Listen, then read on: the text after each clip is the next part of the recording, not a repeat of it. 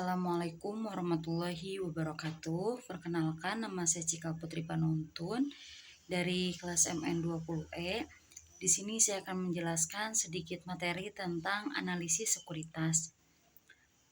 Pengertian dari analisis sekuritas adalah proses menilai, menganalisa suatu sekuritas yang dikeluarkan oleh perusahaan untuk mengetahui karakteristik suatu sekuritas, apakah sekuritas tersebut stabil atau tidak, karena sekuritas ini memiliki karakteristik mispriced, yaitu sekuritas yang harganya bisa sangat tinggi dan bisa sangat rendah. Oleh karena itu penting untuk melakukan analisa sekuritas dengan baik dan teliti. Dalam memilih sekuritas yang baik terdapat kriteria. Yang pertama, resiko tingkat bunga. Yang kedua, resiko kemampuan daya beli.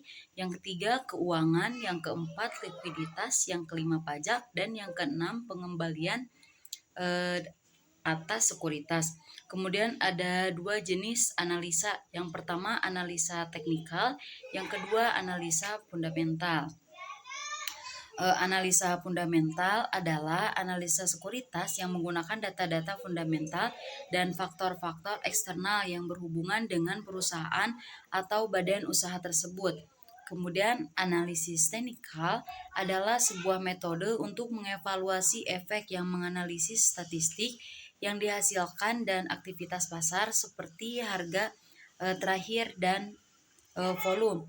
Analisis teknikal tidak mencoba untuk mengukur nilai intrinsik suatu sekuritas, melainkan menggunakan grafik dan alat-alat lain untuk mengidentifikasi pola-pola yang dapat menyarankan aktivitas masa depan.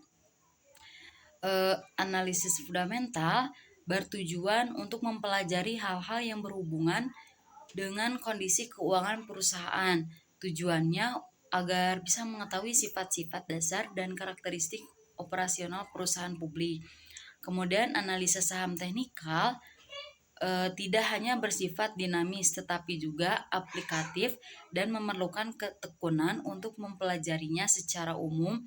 Ada dua metode yang digunakan, yaitu metode klasik dan modern. Analisa saham teknikal, ada analisa ini tidak hanya bersifat dinamis tetapi juga aplikatif dan memerlukan ketekunan untuk mempelajarinya. Ada dua metode.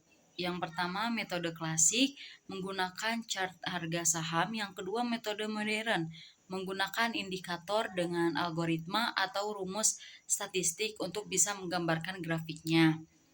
Terdapat pula jenis-jenis sekuritas. Ada dua jenis sekuritas, yaitu sekuritas jangka panjang dan sekuritas jangka pendek. Sekuritas jangka panjang ini sekuritas yang memiliki umur lebih dari 1 tahun siklus akuntansi dan dilakukan di pasar modal.